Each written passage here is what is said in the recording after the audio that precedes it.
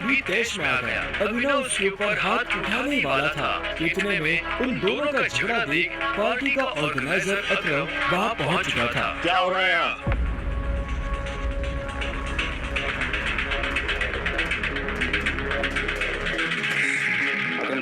देखें इस आदमी को, ये क्रिमिनल है, जबरदस्ती आपके पार्टी में घुसा है। इधर आओ।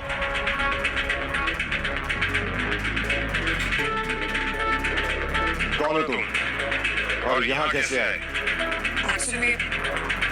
ये मेरे पति है। अकरम को अनन्या की बात पर विश्वास नहीं हुआ। तुम इस पार्टी में इनवाइटेड नहीं हो। इससे पहले कि मैं पुलिस को बुलाऊं, चले जाओ यहाँ से। Thank you Akram sir. Ananya, police से दूर रहो, साला गरीब कहीं का। रुको। अकरम भागते हुए अभिनव के पास गया और उसकी अंगूठी को देखने लगा। मुझे तुमसे कुछ जरूरी बात करनी है, अकेले में। अच्छा, चलो। अकरम ने कहा और अभिनव का हाथ पकड़कर उसे अपने साथ अंदर ले जाने लगा। अनन्या, देवेश, सनी और पार्टी में मौजूद बाकी लोग ये देख हैरान हो गए थे। कुछ देर बाद जब वो अकरम के कमरे में पहुंच गए तो अकरम ने दरवाजा बंद किया और अभिनव के पास आकर बोला, मैं तुम्हारी ये अंगूठी देखना चाहता हूँ। क्यों? दरबार मैं ऐसी मांगने वाला नहीं हूँ, बस मुझे इसमें कुछ देखना है, प्लीज।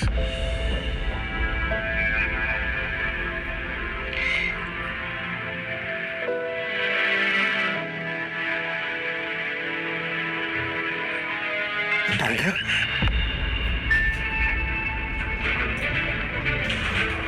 टाइगर?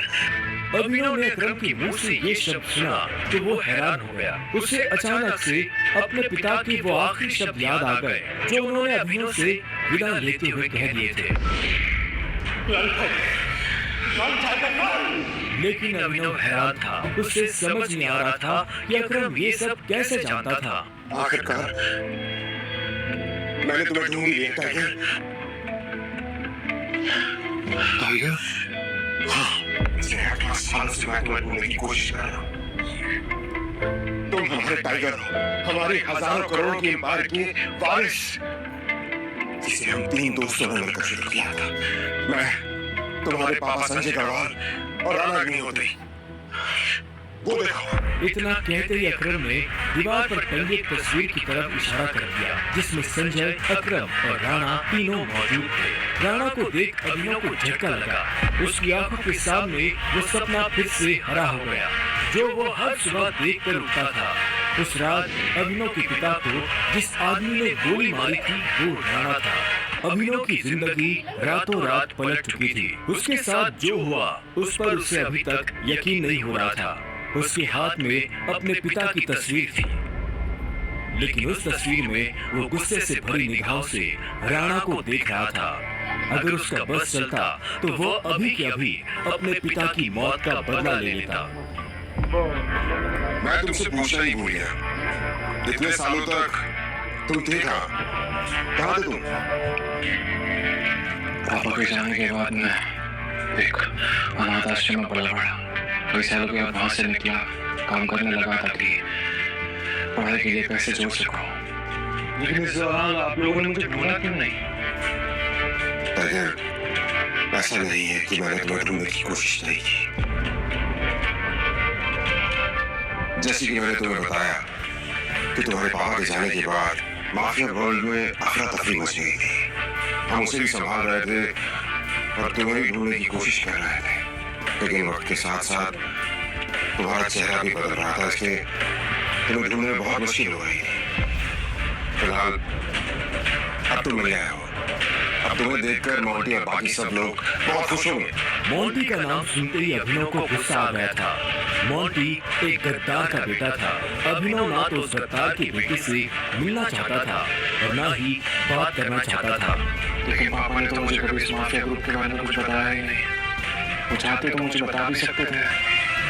तब तुम बहुत छोटे थे, शायद इसीलिए संजय ने तुम्हें इन सब चीजों से दूर रखा। लेकिन मेरा यकीन मानो, मैंने तुम्हें ढूंढने की बहुत कोशिश की।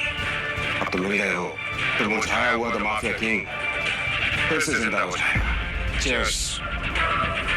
अभिनव के मन में कई सारे सवाल उठ रहे थे। उसे समझ नहीं आ रहा था कि राणा का राज अकरम और बाकी लोगों को पता क्यों नहीं चला और क्यों एक गद्दार का बेटा अभिनव की गद्दी पर बैठा हुआ था। इससे पहले कि अभिनव अपने आप को कोई जवाब दे पाता, अकरम उसके पास आया और उसने अभिनव को 50 करोड़ रुपए का एक चेक थमा दिया। ये लो, इसे रख लो। जब तक तुम टाइगर की पोजीशन नहीं पा लेते तब तक तुम्हें इसकी जरूरत पड़ेगी। अभिनव ने अकरम के हाथ से चेक लिया और उसे देखने लगा। उसकी जिंदगी पलट तो गई थी, लेकिन अभी भी ऐसे कई सवाल थे जिनके जवाब उसे नहीं मिले थे। एक बात और, तुम्हारी असली पहचान के बारे में फिलहाल किसी को कुछ पता नहीं करना चाहिए। इसलिए अभी तक जैसे जीते आए थे वैसे ही जीते रहे, समझे? अभिनव ने हाँ में सिर हिलाया और दोनों कमरे से बाहर आ गए। इधर अनन्या चिंता भरी निगाहों से उस कमरे के दरवाजे को देख रही थी जिसमें अभिनव और अकरम थे। वो ये जानने के लिए बेताब थी कि उन दोनों के बीच अंदर क्या बात हो रही थी और अभिनव को आने में इतनी देर क्यों लग रही थी। लगता है अभिनव अपनी दवा चखेगा। वैसे कितने दुख की बात है ना, शादी के बाद बेचारा ऐश करने से पहले ही मर जाएगा। ये सुन अनन्या को झटका लगा। वो जानती थी कि अकरम के लिए किसी को मारना कोई बड़ी बात नहीं थी। अकरम सही जैसे गटर के चूहों को बर्दाश्त नहीं करते हैं, साफ कर देते हैं। देखना ये भी नहीं बचेगा। इसे कहते हैं शादी करके मर गया, वो बात सच हो जाएगी। अनन्या को ये सुनकर बुरा लगा। कोई इंसान किसी दूसरे इंसान की मौत पर खुश कैसे हो सकता था? प्लीज एटलीस्ट उसके बारे में इस तरह से बात तो मत करो। तो कैसी बातें करें? जिसके जैसे लक्षण होता है ना, उसके बारे में वैसी बातें होंगी। देवेन सही कह रही हो, बिल्कुल ठीक कह रही हो। हमें इसके बारे में ऐसे बात नहीं करनी चाहिए। वैसे भी मेरे दादाजी ने कहा था कि मरे हुए लोगों के बारे में ना गलत बात नहीं करनी चाहिए।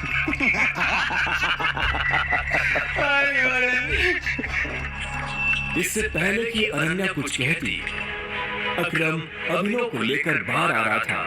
अभिनव के बदन पर एक छोटी सी खरोच भी नजर नहीं आ रही थी। जब देवेन और सनी ने ये देखा तो उनका मुंह हैरानी के मारे खुला का खुला रह गया। इसे देखकर तो लग ही नहीं रहा कि अकरम सनी से हाथ भी लगा है। वैसे जितनी देर तक ये दोनों कमरे के अंदर थे तब तक तो इसकी नाक टूटी हुई होनी चाहिए थी, पर ये तो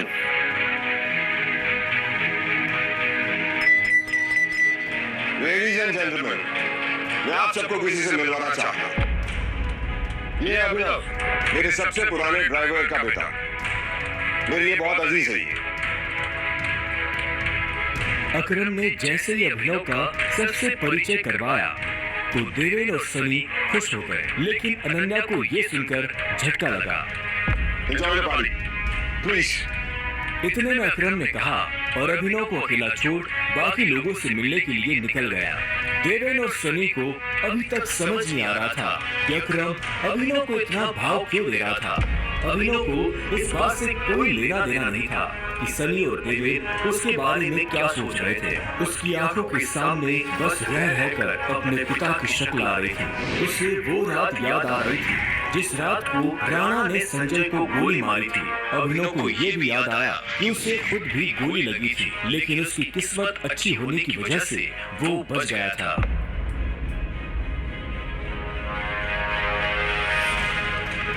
मुझे नहीं लगा था कि तुम अपने पैरों पर बाहर भी आ पाओगे। अच्छा, तो मेरी इतनी चिंता हो रही थी? ओ प्लीज, मुझे चिंता नहीं हो रही थी, बस तुम्हें तो अपनी चिंता होनी चाहिए ना। अगर जिंदा रहना चाहते हो तो थोड़ा बच कर रहो।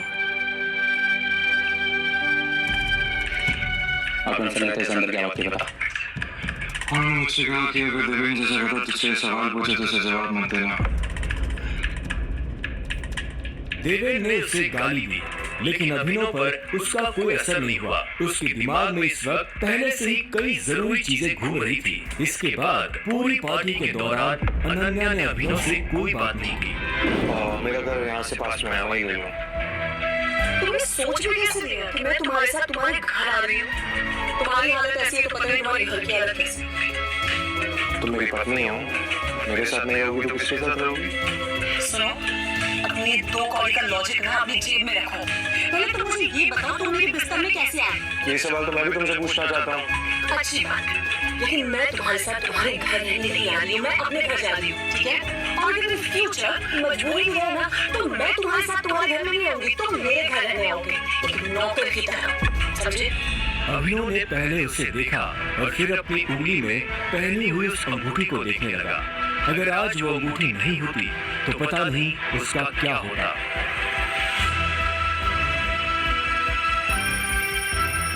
अगली सुबह जब अभिनव का अलार्म बजा तब वो फिर से वही सपना देख रहा था। अलार्म की आवाज सुन वो झटके से उठा और अपने बिस्तर पर बैठ गया। उसने उठते ही मन सबसे पहले अकरम को धन्यवाद दिया, जिसने उसके पिता की कंपनी को इतने सालों बाद भी जिंदा रखा, लेकिन साथ ही उसे अपने पिता को खोने का मलाल भी था। इसी ख्याल के साथ अभिनव बिस्तर से उठा और अपने काम पर जाने के लिए तैयार होने लगा। अकरम के हिसाब से उसकी डिलीवरी बॉय की जॉब उसे अपनी पहचान छुपाने में काफी मदद कर सकती थी। अभिनव ने अपनी जेब में अकरम का दिया हुआ चेक डाला और घर से निकल गया।